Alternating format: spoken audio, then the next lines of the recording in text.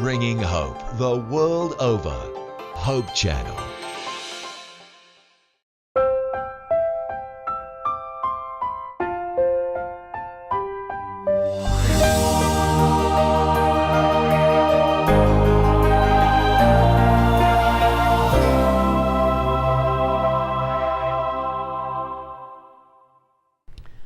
Magandang araw po sa inyo lahat. Kami po ay nagagalak na muli na tayo po ay nagkasama-sama na naman dito sa programang Oras ng Pag-aaral. At amin po minimiti na sa pamamagitan ng ating talakayan ay tayong lahat po ay lumalago sa pagkakilala sa Panginoon at sa pagganap ng Kanyang kalooban.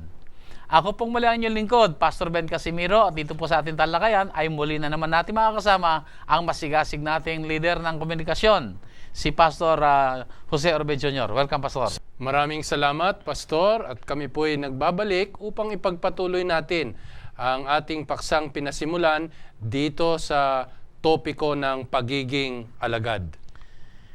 Tayo po ay dadako na sa ating ikalawang leksyon at ito po ay ating matutunghayan na may paksang pagdisipulo sa pamamagitan ng metapora. Ang tao ay tumitigil upang makinig ng mga kwento. Ang ating banal na kasulatan ay binubuo ng maraming mga kwento na may kinalaman sa pakikipag-ugnayan ng Diyos sa tao at kaya hindi naman tao sa kanyang kapwa. At sa ating pag-aaral dito ngayon, makita natin ang ating Panginoon Jesus ay naging matagumpay sa kaniyang pakikipag-ugnayan sa tao sapagkat marunong siyang maghayag ng mga kwento. Siya ay nagsalita sa pamamagitan ng konkretong mga larawan mula sa pang-araw-araw na buhay upang maabot ang tao kung saan sila naroon.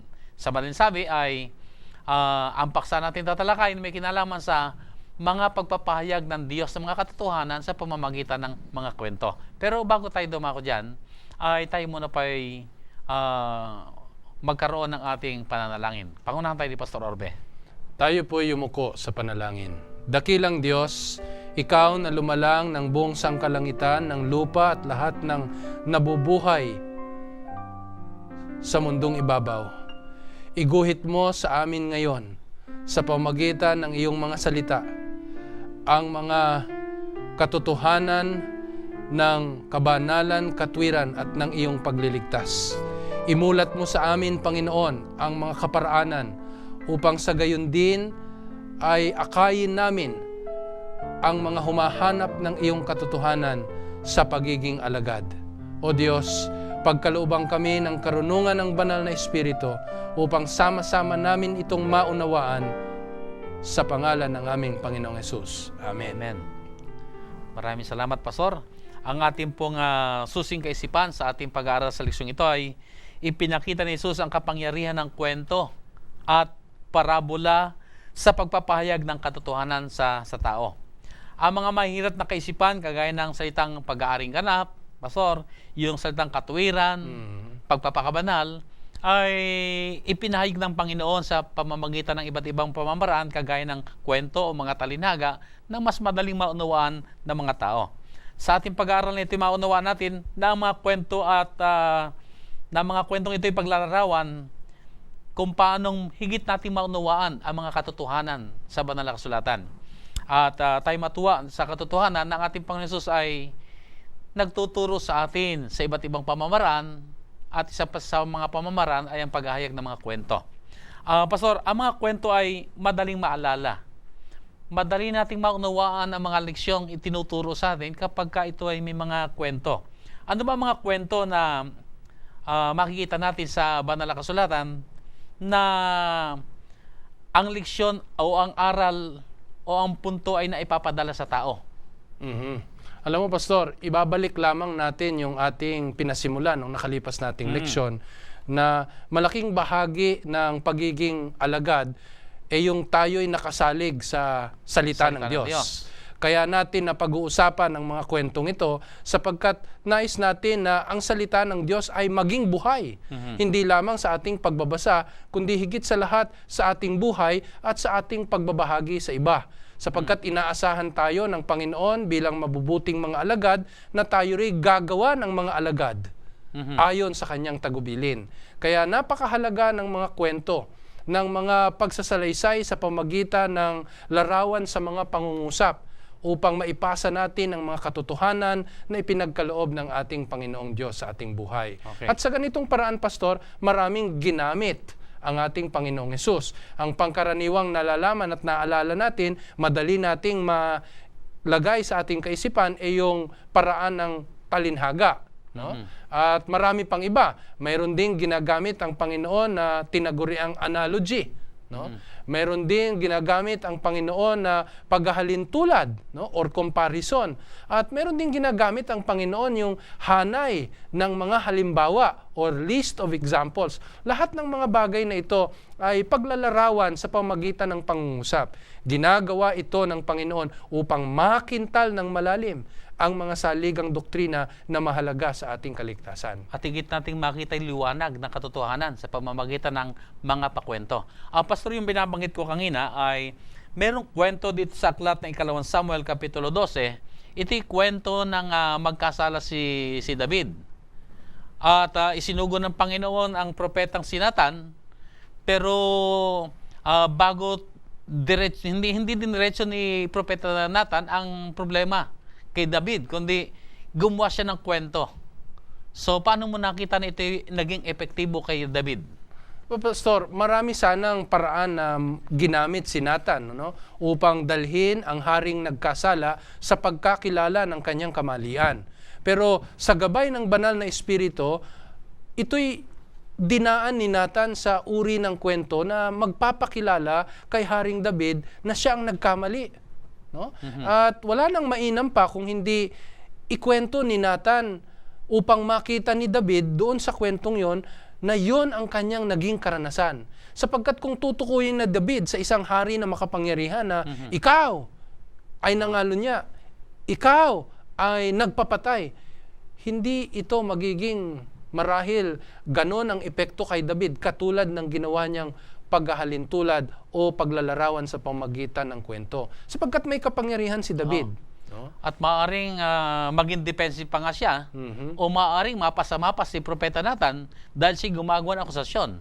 Pero dahil naging malumanay ang pagdadala ni Propeta Nathan, inunawa muna ito ni Haring David, at nang makita niyang siya pala tinutukoy, ay di siya mismo ang gumawa ng pag-amin na talagang siya nagkasala. Kaya nga, Pastor, mahalagang matukoy natin kung ano talagang hangarin ng Diyos kung bakit gumagamit siya ng ganitong mga pananalita. Sapagkat sa babalikan nating pag-aaral nung nakalipas nating paksa, ang banal na kasulatan, tuwiran at hayag niyang isinisiwalat ang pagkakamali at ang katotohanan. Bakit mangangailangan pa ng talinhaga? Dito pumapasok yung kaisipan, Pastor, na gumagamit ang Panginoon ng mga kwento sapagkat sa paraan ng pagpapaliwanag, ito ay kumikilos sa ating isipan. Pero sa paraan ng pagkikwento, ito'y umuudyok sa atin sa ating damdamin. Kaya magkaiba, no, ang ginagampan ng tungkulin. Pagka nagpapaliwanag ang Panginoon ng mga sipi sa banal na kasulatan, ito ay kumikilos sa ating pag-iisip. Itinatama tayo, iwinawasto tayo. Pero pagka siya'y nagdadala ng mga talinhaga, ng mga kwento, paghahalintulad sa pamaraan ng pangungusap, ito'y umuudyok sa atin upang ang ating damdamin ay dalhin sa ating Panginoong Diyos. Kaya meron, Pastor, 3 C na dapat natandaan tayo. Pagka gumagamit tayo ng mga ganitong bagay, alalahanin natin, ito'y ginamit ng Panginoon sapagkat una, nais niyang kumbinsihin tayo. No? Pangalawa, tayo'y i-convict, no? O iudyok sa atin. At pangatlo, dalhin tayo sa conversion o sa pagbabago. Kaya hindi po pwedeng magbali-baliktad dito sa pamagitan ng kwento na ilalatag sa atin ng Panginoon upang makumbinsi tayo sa paraan ng pag-iisip, yung hanay ng mga tamang pagkakabalangkas ng katotohanan. Pero hindi dapat doon magwakas Kinakailangan meron ding conviction. Doon papasok yung mga kwento na magdadala sa atin upang iudyok sa atin ang tamang tugon doon sa naunang bahagi. At ang panghuli, pagka itong lahat ng ito'y naganap, dadalhin naman tayo sa pagbabago o yung tinatawag na conversion. Ulitin ko, una ay convince, tapos conviction, tapos conversion. Diyan matibay na ginagamit ng Panginoon ang paglalarawan sa pamagitan ng pangungusap o di kaya'y kwento upang dalhin tayo sa katotohanan. Oo, tama yun, Pastor. At saka nakita ko dyan, kapag ka kasi kwento, yung ating utak ay para bang higit na nakikita yung kabuuan at maging flow ng yung direksyon.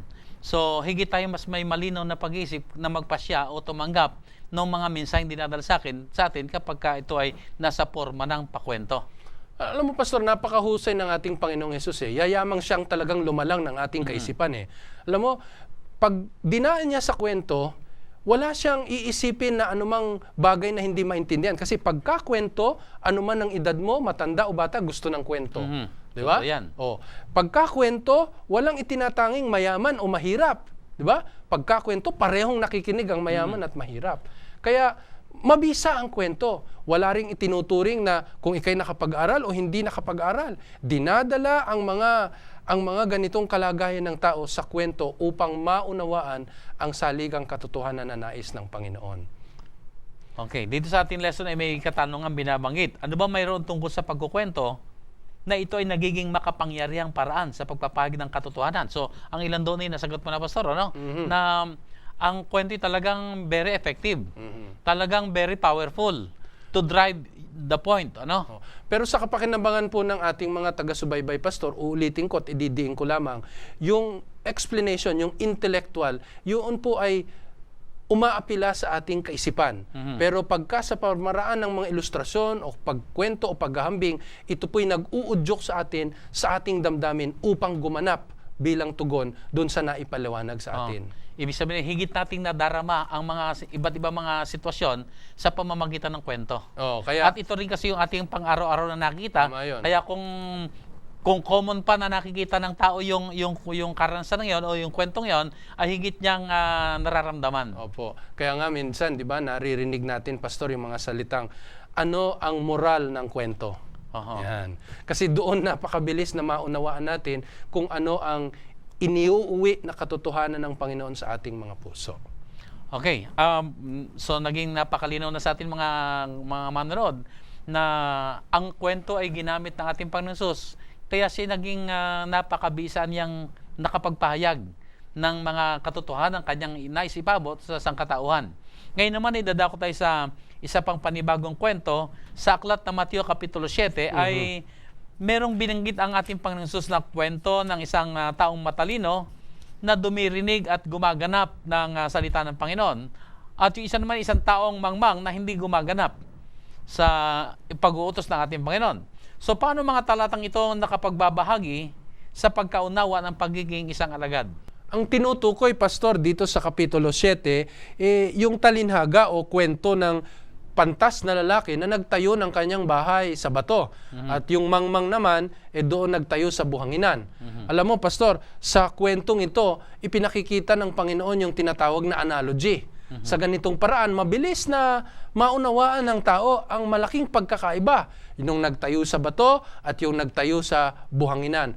Ang nais ng Panginoong ipakita dito, Pastor, yung kahalagahan na pagka ito'y nadinig natin, pagka ito'y naunawaan natin, no? Kinakailangang ganapin natin. Kasi maaring marami ang nakapakinig ng kwento ng Panginoon. Pero yaon lamang pinagkalooban ng kapangyarihan ng pangunawa ng banal na Espiritu mula sa Diyos ang nagkaroon ng pagganap doon sa kanilang mga tinanggap na talinhaga. Kaya bilang alagad, Pastor, babalikan natin yung talagang una nating pinag-aralan. 3 sangkap ng pagiging alagad. Kinakailangan nakasalig sa salita ng Diyos, the Word, no? Kinakailangan ay merong relasyon o ugnayan sa Diyos, relationship. At yung panghuli ay yung ministry. Dito tayo lumalago bilang alagad. Hindi pwedeng mawala ang aliman sa tatlong ito. Kaya pagka ang salita ng Diyos ay naganap sa atin, dinala sa atin, ito'y hindi natin ginanap, titigil na tayo sa pagiging alagad. Kaya napakahalaga sa parabolang ito, pinapakita ng Panginoon na sa pagsunod ng kanyang tagubilin, tumitibay tayo sa pananalig natin at relasyon natin sa ating Diyos bilang alagad. Ibig sabihin ay tayo tinawagan ng Panginoon maging alagad, pero pagka tumigil na tayo doon sa paglilingkod pang gagawin natin, ay nawawala na yung pagiging alagad. Tama po yun. So, at ang gusto rin ng ating Panginoon, yung alagad ay magdala ng magiging alagad ng ating Panginoon. Amen. Na samantalang ito yung ating ginagawa, dito naman tayo lalong lumalakas at sumisigla sa ating pananampalataya. Kaya dyan mo makikita, Pastor, talaga yung kahalagahan ng salita ng Diyos.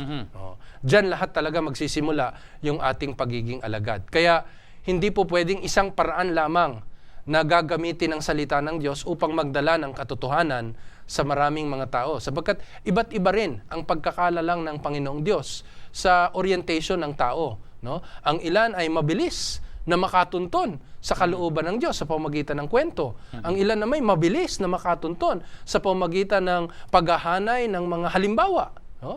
At ang ilan naman ay mabilis na makatunton ng katotohanan ng Diyos kung ang kwento ay nagdadala sa kanila sa marubdob na damdamin ng pagkakaudyok sa dapat nilang gampanan.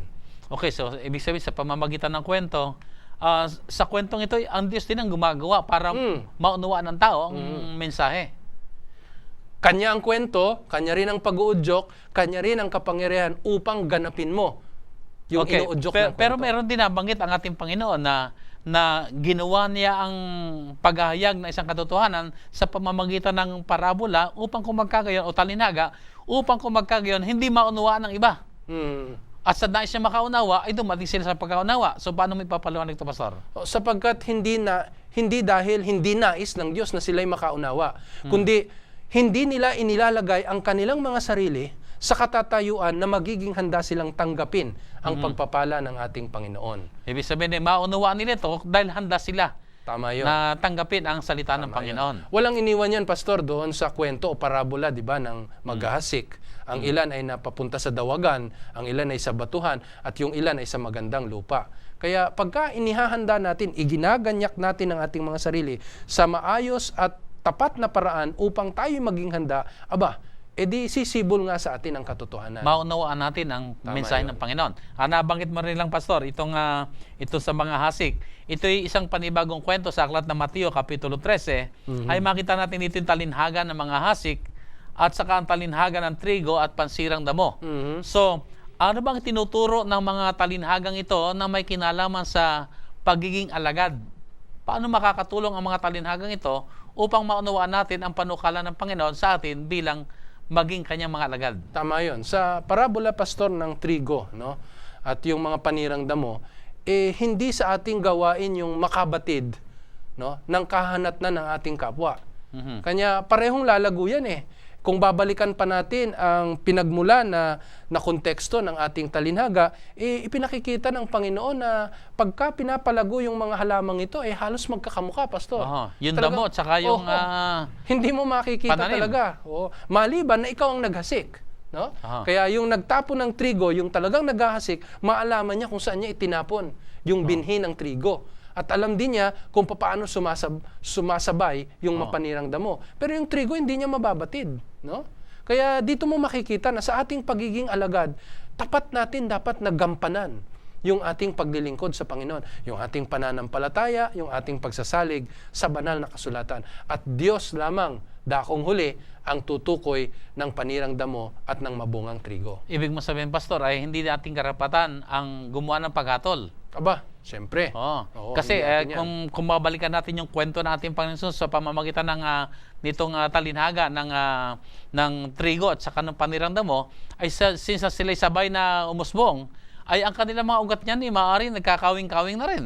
Na kung yung bubunutin ng panirang damo, ay baka naman sumama naman ang mga ugat din ng mabuting halaman. Totoo yan. Kaya sa parabolang ito, talinhagang ito, sinasabi sa atin na hindi sa atin ang paghatol, kundi sa pagdating ng takdang panahon, gagawin ng Diyos ang paghihiwalay. Alam mo, Pastor, namamangha ako sa kanunungan ng ating Panginoong Yesus talaga. Katulad na lamang nung, hindi ba, yung gusto niyang ipakita na wala dapat tayong itatanging lahi, Gagampanan natin ang mabuting asal, ang tamang pakikitungo sa kanino mang lahi. Kung gugustuhin ng Panginoong ituro ito, pwede niyang lantayang tukuyin na Huwag kayong magtatangi ng inyong kapwa. Mapula, maitim, o kayo manggi, walang itatanging lahi. Pero hindi Mas minarapat ng Panginoong ituro ito doon sa kwento ng mabuting Samaritano, hindi ba? Kaya walang itatanging antas ng pamumuhay. Pagka ito'y sinabi ng hayagan, maaring matimo sa atin. Pero walang magiging mas mahabang panahon na mananatili sa atin kaysa sa naibahagi ito sa pamamagitan ng kwento. Okay, sa pamamagitan din ng kwento ay talagang parang lasting ang impact nito. Hindi mo basta malimutan at palagi mo maalala. At hanggang ngayon, alam natin ang mga magagandang kwento ng ating Panginoon. Totoo Pag yun. sinabi natin yung kwento ng Samaritano, alam na kagad natin yon. At ito'y talagang maging yung mga hintil o maging hindi mananampalataya, pag nadinig nila yun, ay naunawaan kagad nila ang kahulugan. Totoo. At ito'y tama sinabi mo kanina, kumikilos ito sa puso ng tao. Naantig ang kanilang damdamin dahil naunawaan nila ang sitwasyon. Dahil tayo pare-pare naman tao, so nakikilos din ang ating mga puso na tayo gumawa ng mabuti. Tama At yun. mai-drive ng Panginoon yung gusto niya mangyari. Kaya pastor, ang kwento hindi lamang mabisa sa mga hanay ng pangungusap na naglalarawan. Pagka inilagay mo rin ang kwento sa awitin, nagiging mabisa rin ang diwa ng awitin. Kaya mapapansin mo, yung mga nauna, yung mga kapanahunan mo pastor na mga awitin, na ang taglay ay sa pamamagitan ng kwento. Aba, kita mo naman, hanggang ngayon talagang timo pa sa isipan mo. Pero yung mga awitin ngayon na wala nang ginawa, kundi pa pabugso-bugso na lamang ng kung ano-ano at paulit-ulit ng sinasabi, hindi mo natatandaan, di ba? Walang magandang idinudulot sa atin na kaisipan na mag-aakay sa atin sa Panginoon. Kaya mabisa talaga ang kwento, pastor. Siguro. Hindi lang sa paglalarawan ng pangusap, kundi sa awitin din. Sa aking sariling pagkanawa, ganito siguro yan, yung mga pangkaraniwang awit na inaawit ka, parang mga andaling lumipas ba? Biglang sumikat, bigla ring nawala. Pero tingnan natin yung mga matatagal na mga awit na talagang may kwento, ay talagang hanggang ngayon pag nadinig mo, ay appreciate mo. Hindi lang yon, minsan napapaluha ka pa, hindi ba? Kaya talagang magandang ginamit ng Panginoon ang kwento. Pero, pastor, hindi lang natin tinutukoy dito ang kwento na kwento, no? Kaya ginagamit ng Panginoon ng kwento, ibabalik natin sa una nating naging usapin, upang nais niyang maidiin itong katotohanan ng banal na kasulatan. Kaya pagka ikay puro kwento, no? At hindi ka naman dinadala sa malalim na pakikipag-ugnayan at pagkaunawa ng katotohanan, sabi nga nila, walang wenta yung mga kwentong yan. So, ang layunin ng kwento para ma-drive yung katotohanan. Totoo yun. At kapag nalaman natin ang katotohanan, inaasahan din ng Panginoon ang ating pagtugon. Tama. Sangayon sa kwesa at sangayon sa liwanag natin tinanggap. Hindi ba meron ding mga talinhaga dito na ginagamit sa ating kapanahunan ngayon na mali, no? Ayon doon sa ninanais ng Panginoon na maging katotohanang naidulot sana. Pagka mali ang gamit, hindi mali. Parang ganito yung pastor kuminsan sa mga sermon, gumagamit tayo ng illustration. Pero tandaan po natin, ang illustration ay hindi ito ganap na katotohanan. Hindi yun ang sermon. Hindi yun ang sermon. Dito yung mga pantulong lamang, maunawaan natin para ma-picture natin sa ating isip, ganun pala yun. Pero hindi natin pwede sabihin na ganun-ganun talaga.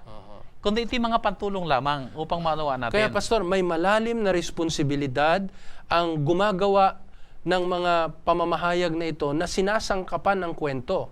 Sapagkat pagka maling kwento ang naisama o nailakip doon sa kanilang sermon, sa halip na ito'y mag-akay sa atin sa Panginoon, maaring yun din ang maglayo sa atin sa ating Panginoon. Kaya mapanganib yan. Pinaalala ito sa ating mga pastor. Kasi minsan para lang may maidagdag tayo. Yung tinatawag na filler, hindi ba? Hindi maganda yun Kaya minsan ang naalala ng kapatid, yung patawa, no? Kaysa doon sa diwa talaga ng nais ng banal na kasulatan.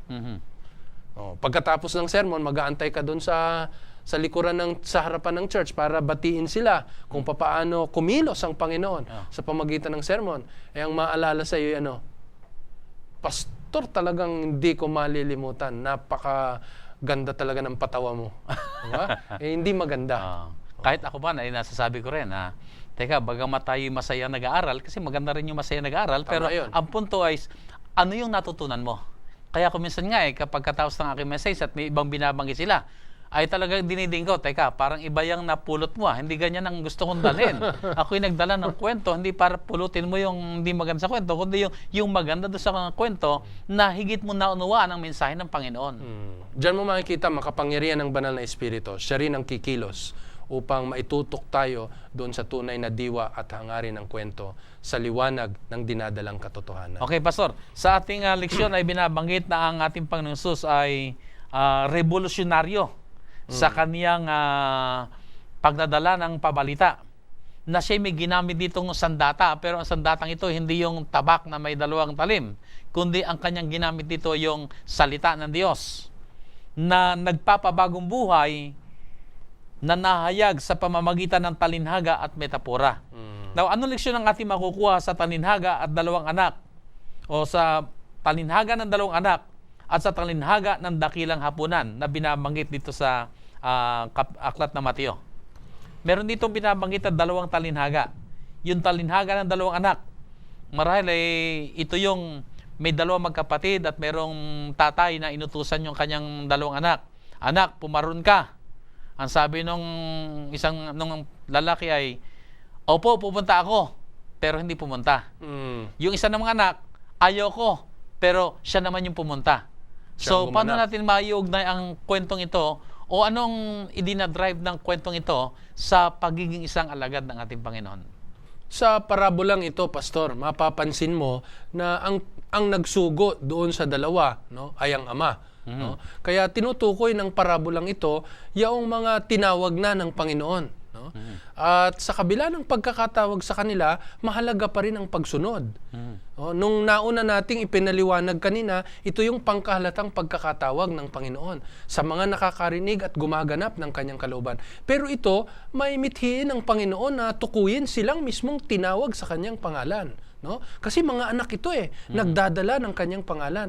Di sana'y mas mataman silang sumunod sa ama dahil ama yun. No?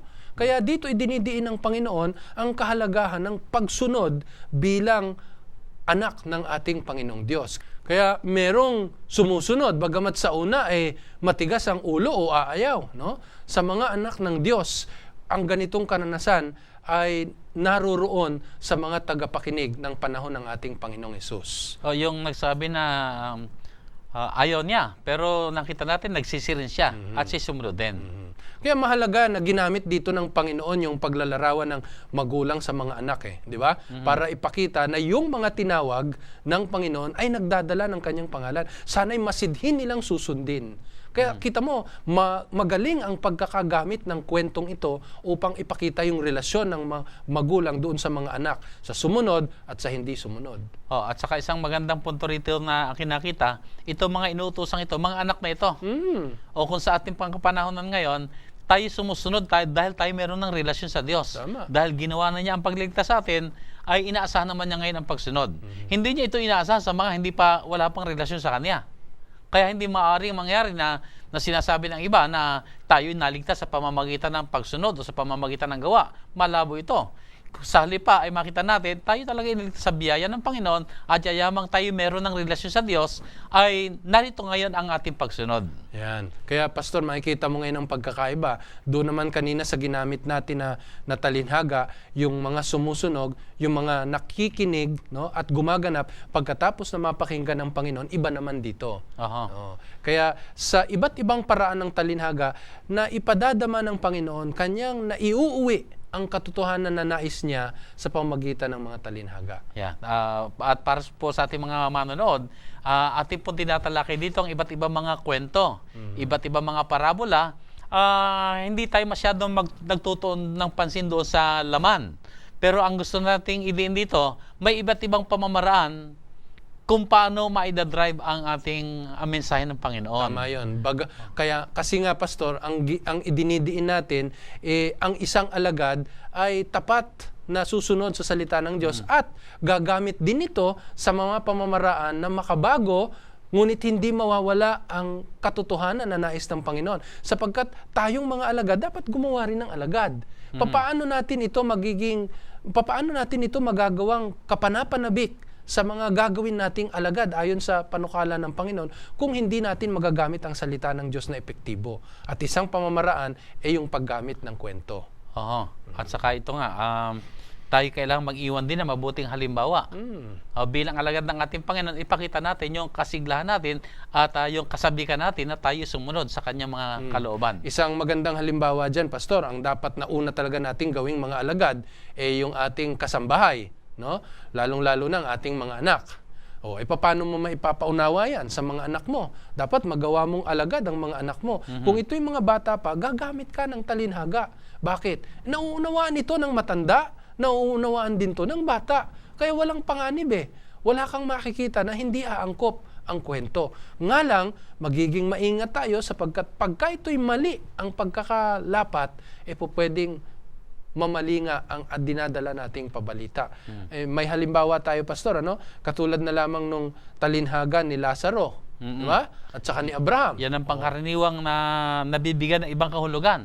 Samantalang iba naman ang panukala ng Panginoon sa pagbibigay ng larawang ito. Katulad, halimbawa, di yung katotohanan na yung maralita na nagtiwala sa Panginoon ay malaking pagkakaiba doon sa mayaman na hindi nagtiwala sa ating Diyos. So yun ang leksyon na itinuturo ng ating Panginoon sa pamamagitan ng kwento. Tama. Kaya lang, binigyan ngayon ng ibang kahulugan ng ibang mga tao na may doktrinang ibinangon na merong impyerno na pwede pa mag-uusap ang mga patay nito, parang ganon. Kaya hindi maganda, Pastor. Kaya dapat doon talaga tayo maging maingat. Okay, so binanggit mo na rin lang, Pastor, yung pagiging maingat. Paano ba tayo, o ano ba ang ating pamamaraang pwedeng gawin para hindi tayo basta maligaw ng pagbibigay ng kahulugan sa mga kwento? Pastor, merong 5 na babanggitin nating mabilis para nang sa ganun ay masundan ang ating mga taga-subaybay. Yung una doon, ang sabi, kinakailangan maging pamilyar tayo sa banal na kasulatan. Alam mo kasulatan. Totoo yun. Kasi ang isang pamantayan dyan, Pastor, hindi babanggit at magtuturo ang banal na kasulatan ng isang bagay na taliwas din sa binabanggit sa isang sipi ng katotohanan sa Biblia. So hindi po pwedeng mag-contradict ang Biblia sa Biblia. Kaya kung ito'y pamilyar tayo, pagka merong kakaiba, ang hahanapin natin bakit kaya? Basta ang batayan natin ito ay hindi po pwedeng sumalungat sa itinuturo rin sa isang talata ng banal na kasulatan. Yan ay isang napakalagang prinsipyo sa pag-aaral ng Biblia na kung ano na-establish na, ay susundan na lamang natin at kung may mga bumabangon pa, ay susuriin natin ito sang-ayon sa naunang mga liwanag. Totoo yun. At sa ating pagiging mabuting katiwala, Pastor, hindi tayo makagagawa ng mga ilustrasyong epektibo katulad ng ating Panginoong Hesus kung hindi tayo nakababad sa salita ng Diyos. Kung hindi tayo naririyan sa salita ng Diyos, wala tayong magagawang ilustrasyon. Baka ang magawa nating mga ilustrasyon yun laman ng ating pag-iisip na halaw sa mga napanood natin sa TV. Kadalasan may naririnig tayong mga nangangaral na ang mga halimbawa yung napanood lamang sa kung ano-ano na hindi katulad ng ating Panginoong Hesus na matibay ang pagkakasalig ng kanyang mga kwento sa mga katotohanan ng kanyang itinuturo. Ikalawa, Pastor, yung tinutukoy na dapat gamitin natin yung tinatawag na creative thinking. Yung imahinasyon natin, kinakailangan gamitin natin ayon sa kaloob ng ating Panginoong Diyos. Kaya mapansin mo, sa banal na kasulatan, tinutukoy ng Panginoon yung ating pag-iisip na dapat maging malawak. Hinahayaan ng Panginoon na mag-imagine tayo.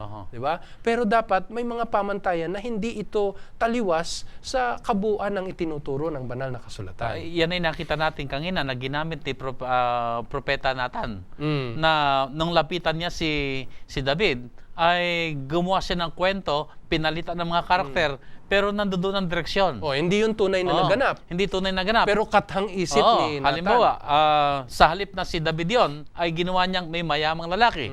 Sa halip na si Betsada, yung asawa ni David, ay pinalitan ng tupa. Totoo Upang yun, kung magkagayon, ma-drive yung point. At na makita ito ni David, ay di na-realize niya na tama, siya yung nagkasala. Kaya dyan mo makikita, hindi po pwedeng walang creative imagination. Kaya nga lang, syempre, dapat yung babalikan natin yung una, kasi sabi dun sa una talaga, immersed tayo sa Biblia. Dapat familiar tayo sa Biblia para hindi tayo gagamit ng creative imagination sa maling pamamaraan. Ikatlo, ang sabi dito sa ating tala, dapat meron din tayong pagsasanay yung tinatawag na Christian meditation. Yan. Ibig sabihin ng Christian meditation, yung mga paglalarawan sa banal na kasulatan, yun ang ipinakakain natin sa ating isipan. Yun ang ating pinagbubulay-bulayan. Hindi mo napansin, pagka nanood ka ng TV, ako kasi nagbabiyahe ako, no? Minsan, pagsakay mo sa bus, ang nakikita mo doon, pelikula, wala ka namang choice. Minsan, mahirap ding makatulog dahil malakas o kapanapanabik yung pinapanood mo. Napansin mo, pagkatapos mong mapanood yun, hindi mo basta matanggal sa isipan mo. Yung napanood Nagtutuloy mo. pa ang isip mo. Totoo yun. Katunayan, kung meron dong mga hindi tapos, ayon sa gugustuhan mong ending, itinutuloy mo sa pag-iisip mo eh. Kaya ganun din sa ating Christian meditation. Dapat ang ilalagay natin sa mga isipan natin ay yung tinutukoy ng Biblia na anumang may mabuting balita, anumang tapat, Anumang katotohanan. anumang may katotohanan, di ba? Anumang kaaya-aya sa harapan ng Panginoon, ito mga bagay nating isipin. Yan. Para nang sa ganon, yung ating mga paglalarawan ay angkop din sa ating Panginoong Diyos. So ito yung malaking hamon sa ating mga kapatiran na sa ating pagbabasa ng Biblia, pagbulay-bulayin nating mabuti. Yung iba kasi kung minsan napansin ko, basta lang masabi na kapagbasa, so binasa lamang, pagkatapos nagmamadali na, tumakbo na, wala na yung pagbubulay-bulay. Ano ba ang mensahe ng Panginoon sa pamamagitan ng talatang ito? Tama yun. Ano ba ang mensahe kanyang pinapaabot sa akin? Tama. So para pinipersonalize mo na pagkatapos mo basahin ng talata, magkaroon mo na ng pagbubulay-bulay. Anong gusto ng Panginoon? Pasimula at wakas talagang dapat may pagbubulay. So tuloy-tuloy pa rin yung pagbubulay-bulay doon sa talata na binasa. So, pagkatapos na gawin ito, ay pinapanalangin pa rin at yung talata ay dinadalangin na maging bahagi ng kanyang buhay at magawa niya kung ano man yung sinabi doon sa talata. Tama yun. Kapag hindi ito ginawa, ay ito nga sinabi mo na nawawala yung mga pagbubulay-bulay. Na ito yung may malaking bahaging gagampanan sa paghuhubog sa atin. Ay siguro ma-imagine natin yung taong gutom na nung makita yung pagkain, humataw na lang na kumain diretsyon, hindi malamang niyang hinunguya marahil. So, hindi niya masyadong nakukuha yung benepisyo ng kanyang kinakain kapag ganong nagmamadali. Kaya, Pastor, papaalala lang natin sa ating mga taga-subaybay, pagka ang laman ng ating isipan ay yung mga bagay na nakakatakot, edi yan din ang mga magiging halimbawa natin. Pagka ang ating laman ng isipan ay yung mga kalibugan, hindi maikakatwa, lumalabas yan sa ating bibig. Kaya hindi maganda. No? Kaya dapat talaga meron tayong pinagbubulayan ayon nga doon sa Pilipos na dapat nating pag-isipan. Pang-apat, Pastor, yung tinatawag na dapat ay meron tayong pagkakilala sa napapanahon ng mga kaganapan. Kaya yung ating mga kwento, dapat inaangkop din natin sa mga napapanahong kaganapan. Katulad sa ating kalagayan dito sa Pilipinas, kamakailan lamang, talagang sinalanta tayo ng Yolanda. Magandang maging paraan niya ng kwento o laman ng ating mga kwento upang idiin ang isang katotohanan sa Biblia. At naangkop talaga dahil yan ay talagang kasagsagan yan Yes. na kahit sinong tao ngayon pag sinabi mong Yolanda ay Alam yung kagad nila. bagyong Yolanda na dumaan doon sa Cebu o sa Tacloban ay alam kagad. Totoo yun. Kaya naalala ko pa nga yung isang kaibigan natin na nagkwento tungkol doon sa isang puno o halaman na nabubuhay sa kanila na talagang lalong tumitibay pagka may dumadaan ng mga unos. No? Ako'y namangha na sa ganung paraan nagamit niya itong mga naaangkop at napapanahong mga balita upang idiin ang katotohanan ng banal na kasulatan. At Pastor, pang-lima at panghuli, huwag tayong magsasawang manalangin sapagkat ang karunungan ay sa ating Panginoon. At ito'y nagaganap pagka tayo'y humihiling sa pananalangin. Okay, tama yun. Dito sa ating leksyon nga, binabanggit ang ating Panginoong Hesus ay meron siyang malikhaing pamana. Na ito ay yung malawak niyang paggamit ng mga kwento kagaya ng metapora, paghahambing, talinhaga, at iba pa na binanggit mo ngayon na ito sana yung mga pamamaraan din kung paano natin ang salita ng Diyos ay ating madadala sa ating kapwa sa iba't ibang pamamaraan. May pakwento riyan, may patalinhaga diyan. Gumamit tayo ayon sa kinakailangan sitwasyon. Totoo yun, Pastor. Alam mo, napansin ko sa aming tahanan, no? Como ako nga ay sumusuri at nagtuturo ng banal na kasulatan, pagkakaharap ko na yung aming mga anak sa aming family worship, pagka tinutukoy ko na yung mga sinasaad ng banal na kasulatan, talagang makikita mo, maikli ang kanilang attention span, yung aking mga anak na mga bata. Pero pagka yung nanay na ang kumuha ng sipi ng katotohanan, at pagka inaangkop na sa kwento, makikita mo, yung mga batang yun na maikli ang attention span sa nanay ay nakanganga. Ano? at talagang madaling na ididiin ang katotohanan na dapat na matutunan ng ating mga kabataan. Kaya ayaw naman po natin na walang laman. Po, dapat talaga makita ang balanse. Balanse. Dito. Nandoon yung prinsipyo at narito rin yung mga paglalarawan. Oo. Maganda yung mga prinsipyo pero dapat ay ipaunawa rin. Tama yun. Oo. Kaya dapat merong intellectual appeal at meron ding appeal sa ating damdamin. Kaya babalikan natin yung idinidiin natin. Kaya ginamit ng Panginoon itong mga paglalarawan sa pamagitan ng pangungusap sapagkat una, gusto niyang kumbinsihin, no, sa katotohanan ng tao. Ikalawa, gusto niyang iudyok ang tugon na nararapat pagkatapos na makilala ang katotohanan. Yun yung tinatawag na conviction. At yung pangatlo, sa dakong huli, kinakailangan ito'y magdala sa conversion o yung magkaroon ng pagbabago. Kaya sana po'y gamitin natin ang salita ng Diyos na epektibo sa pamamagitan ng mga sipi, gayon din ang mga kwento upang atin ding maakay sa pagiging alagad ang mga tao. Okay, Pastor, maraming salamat. Nais kong bumasa ng isang hinalaw na mga salita galing sa sinulat ni Ellen G. White sa aklat na Christ Object Lesson sa pages 20 at 21. Ganito ang wika. Naghanap si Jesus ng daan sa bawat puso. Sa paggamit ng sari-saring ilustrasyon, hindi lamang niya inihayag ang katotohanan sa kanyang iba't ibang bahagi, kundi nakaakit ng iba't ibang nakikinig. Dahil lang sa paggamit niya ng iba't ibang mga pamamaraan, naabot niya ang mas maraming mga tao. Ibig sabihin, kung mga bata, naabot niya ang mga bata dahil gumawa siya ng kaukulang mga kwento na naangkop sa mga bata. Kung ang karat naman niya yung mga pantas o mga tao sa lipunang kinikilala, ay kaya niya ring harapin ang mga yon. Tama. Dahil gagamitin niya ang karunungan sa taong mga marunong. At sa mga taong pangkaraniwan, kaya rin niyang abutin ng mga taong pangkaraniwan dahil ang gagamitin niya ay mga paglalarawan sa mga pangkaraniwang nakikita ng mga taong ito.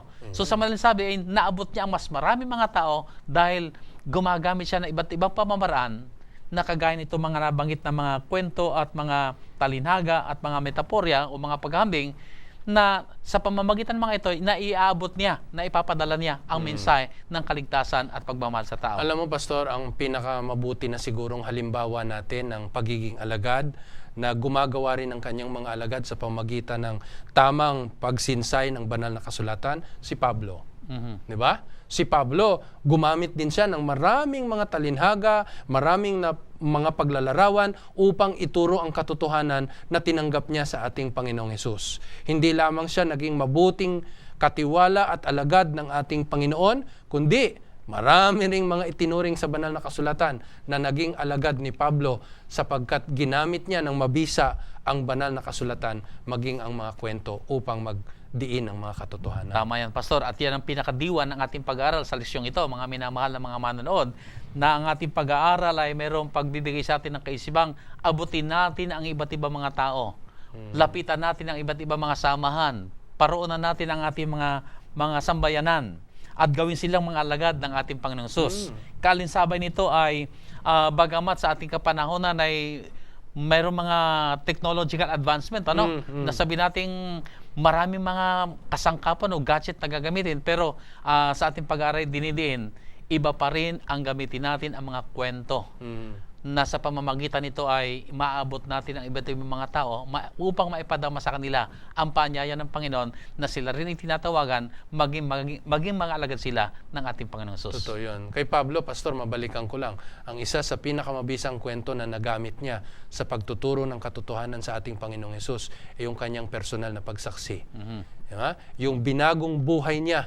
No? Walang pwede kasing magsabi sa iyo, Pastor, na pagka inihayag mo yung personal na testimony mo, paano ka binago ng Panginoon, walang pwede magsabi sa iyo, ay Pastor Ben, mali yung karanasan mo No? Walang ganun Kaya yun talaga ginamit ni Pablo, ikwinento niya yung buhay niya. Pansinin mo, balikan mo ang tala ng gawa, di ba? Sa aklat ng gawa. Halos lahat yun ay mga karanasan ng mga mananampalataya ng unang siglo ng itatag ng Panginoon ang kanyang simbahan. Kaya napakahalaga po na magamit natin ang mga kwentong ito upang ipakilala ang ating Panginoong Hesus.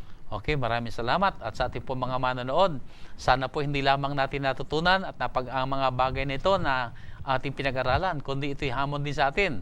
kung paanong nakita natin ang ating Panginoong Hesus na kanyang ginawa ang mga paanyaya na sila maging alagad ng ating Panginoon, ay sana'y ganito rin ang ating gagawin. Paroonan natin ang ating mga sambahayan, ang ating mga mahal sa buhay, ang ating mga kakilala.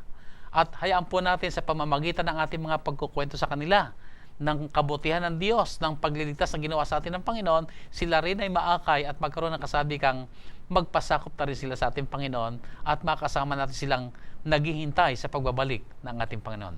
So muli po ay nagpapasalamat kami na kami po inyong sinamahan sa programang ito at sana po ay patuloy kayong pagpalain ng ating mahal na Diyos. Dumako na po tayo ngayon sa ating panalangin.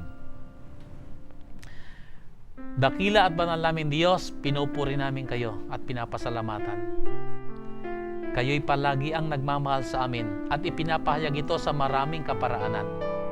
Kayo patuloy na nagbibigay sa amin ng karunungan at pagkaunawa kung paanong kami lalo pang magiging mabuti niyong kasangkapang gagamitin sa pagganap ng inyong kalooban. Yayaman kami inyong tinawagan maging mga alagad, tagasunod ng aming Panginoong Hesus. At naunawaan din namin, O Diyos, kami rin na inyong pinag-aatasan, humayo at gawing alagad ang lahat ng mga bansa. Kung magkagayon, kayo rin na nagbigay sa amin ng mabuting halimbawa kung paano namin ito isa sa katuparan, kung paano namin gagawin ang humanap ng mga alagad ng aming Panginoong Hesus. At ito, Panginoon, sa pamamagitan ng pagbabahagi ng mga katotohanan sa iba't ibang kaparaanan. O banal na Diyos, patuloy na bigyan ng karunungan ng bawat isa amin, makaganap kami ng aming kanya-kanyang bahagi para sa inyong kaharian. At dalangin din namin, Panginoon, pagpalain po ninyo ang lahat ng mga taga-subaybay namin, kasama namin nag-aaral ng inyong banal na salita. Sila rin, Panginoon, papag-alabin sa pananampalataya. Kami lahat ay masumpungan, tumutugon sa inyong paanyaya. Kami humayo at gawing alagad ang lahat ng mga bansa at kami humanda sa inyong malapit ng pagdating. Gawaran kami, Panginoon, ng inyong mayamang basbas. Panaganain kami ng inyong pag-ibig sa pananampalataya at sa kagalakan na kami malapit ng umuwi sa langit na bayan. Salamat po, O Diyos, sa inyong tinugon ang aming mga dalangin. At maraming salamat po, Ama, sa inyong masaganang basbas na ipinagkaloob na po ni sa amin, alang-alang po ang lahat sa dakila at banal na pangalan ng aming Panginoong Hesus. Amen. Amen. Amen. Maraming salamat po sa inyo lahat, mga minamahal namin mga kakaibigan. At sana po sa darating na linggo, muli niyo po kami samahan sa ating pagpapatuloy ng pag-aaral na may kinalaman sa pagiging alagad ng ating Panginoon. God bless you all at maraming salamat.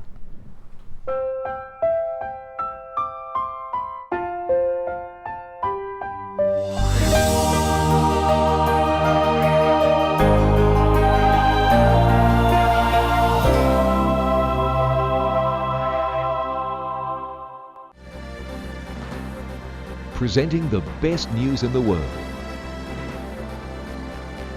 You're watching the Hope Channel. Welcome to IS Graduate School and Seminary. Operated directly by the General Conference, offers master's and doctoral programs, theology, business, and education, a master's of public health. Join the students on this beautiful tropical campus right in the Philippines. Hope Channel viewers are loyal, encouraging friends and neighbors to watch. Why? Our viewers believe that Hope Channel not only enhances living, but changes lives through its compelling lineup of programs. Documentaries take subscribers around the world and back through time, visiting places where history was made. Fascinating biographies open up the lives and times of people who made a difference. Travel programs transport the viewer around the world, demonstrating how people work together to make a better planet. Inspirational programming challenges viewers to experience the joy of discovering faith values and offer spirituality as an important part of a balanced lifestyle. Health and lifestyle programs teach disease prevention and make healthy living simple and attractive. Hope Channel programs provide invaluable support for developing healthy relationships and strong communities. Welcome to donor-supported Hope Channel. You are cordially invited. Every Saturday, Seventh-day Adventists around the world meet together to worship God, and we invite you to join us in Sabbath worship. The first part of our worship service focuses on in-depth group Bible study. We call this the Sabbath School. The Divine Worship service features the Bible preaching service led by the pastor or a local elder. The entire service features prayer, enthusiastic singing, music, and fellowship. We extend a warm invitation for you to join us.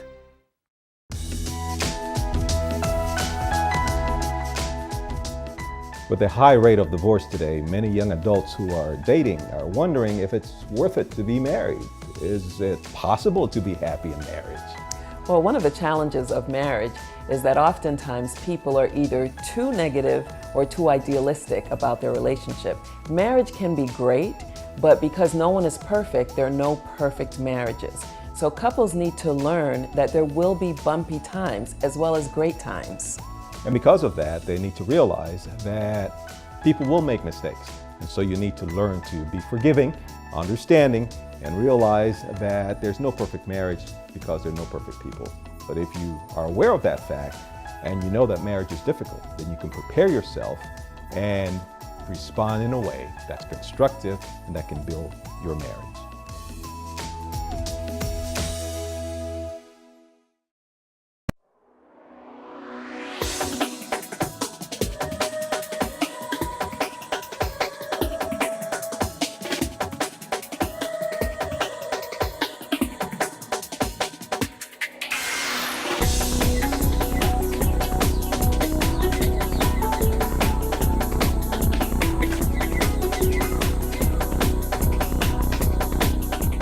Have you ever wondered if all the money spent on television is worth it? How much impact can a television program really have? In the early 1970s, Pastor Henry Feyerabend was invited to work with the Portuguese-speaking community in Toronto, Canada. There were approximately 250,000 Portuguese-speaking people in that city, and at that time, there was no Adventist presence among them. God impressed Pastor Feyerabend to create a television program to reach this group. TV stations at that time did not focus on multicultural programming, and it was nearly impossible to get television airtime. But after much persistence, Pastor Feyerabend met a man that had purchased half an hour on television. Pastor Feyerabend pestered the man over and over again until he was finally offered 5 minutes on each program for the outrageous total of $4,000. I think he gave him that price thinking that Pastor Henry would have walked out the door and said, "This is ludicrous." Henry said, "Where's the contract? Let me sign it." Walks out of the man's office. He's got this $4,000 contract he just signed. He's got 6 members in his church. He says, "You know what, this is ludicrous, this is ridiculous, this is crazy. Where am I gonna get the money to pay for this?" He says, "I better go back and tell this guy I made a huge mistake."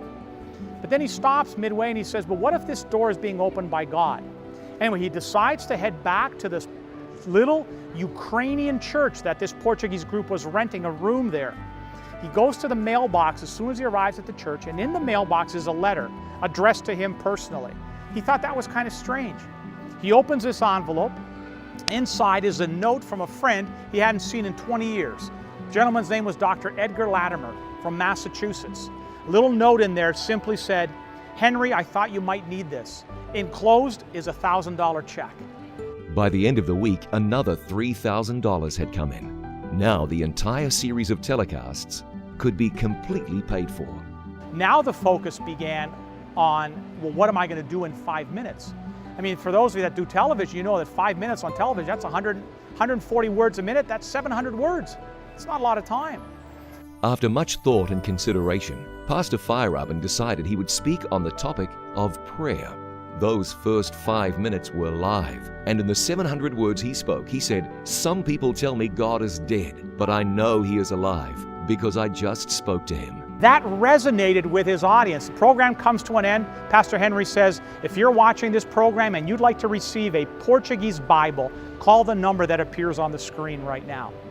And after that telecast, we got 28 requests for Bible studies. Among the 28 callers, there was a very special couple. Well, that couple was my mom and my dad. My mother and father watched that very first program that Pastor Henry put on the air. My mom and dad called for the Bible. My mom and dad accepted the offer to study the Bible. And as a result, 16 people in my family are members of the Seventh-day Adventist Church today. So, Are television programs worth all the effort and investment? The answer for this family is clearly yes. Imagine if Pastor Feyerabend did not listen to God's instruction to record a television program. What if the generous donors never sent in the money? This whole story would have been very different. Pastor Bill Santos's family still watch the It Is Written programs. And they watch and they see that their son is now the speaker on that program. You see, because I also speak on the Portuguese program. And so, you know, we have a tremendous opportunity with media and what the Hope Channel does and what the various television ministries do. I mean, God has given us this opportunity to penetrate into millions and millions and millions of homes. And television ministry is the means by which God is proclaiming His truth in these final days. I sincerely believe that with all my heart.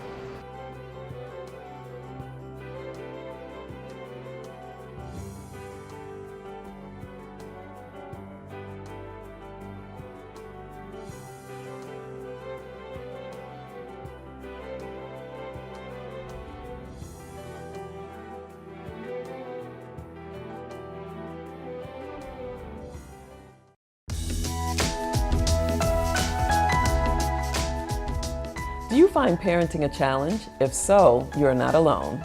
Well, there are three major styles of parenting: authoritarian, permissive, democratic. Authoritarian style of parenting is that kind of parenting where you either reward or punish your children.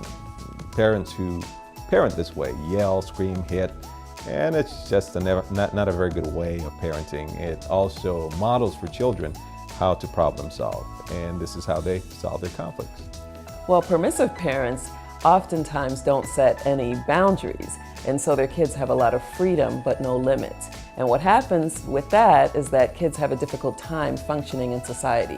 So the best option probably is to be a democratic parent where you balance freedom and limits and help your children make wise choices.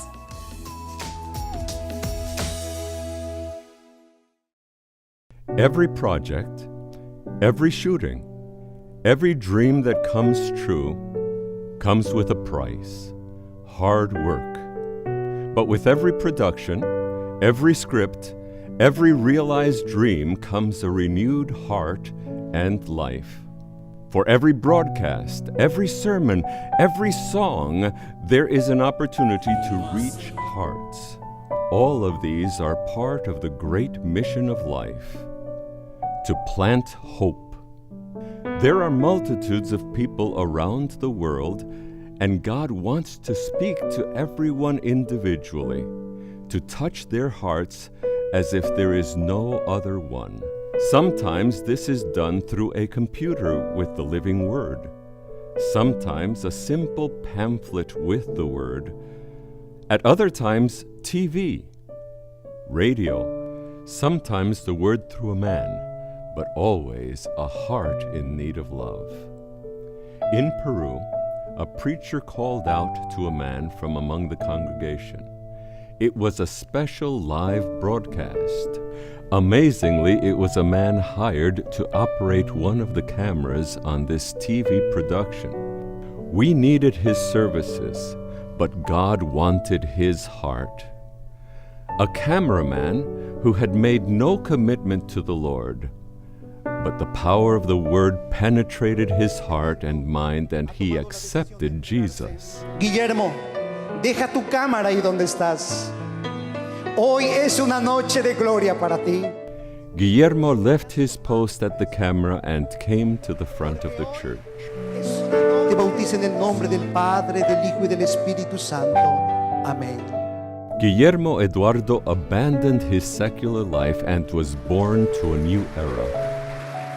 Guillermo, in his media production, was only building the ark, but now this ark became his avenue of salvation.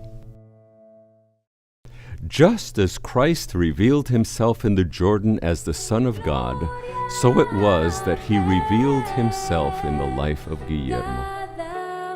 God desires to plant his seeds of hope in homes and in churches through the use of satellite media.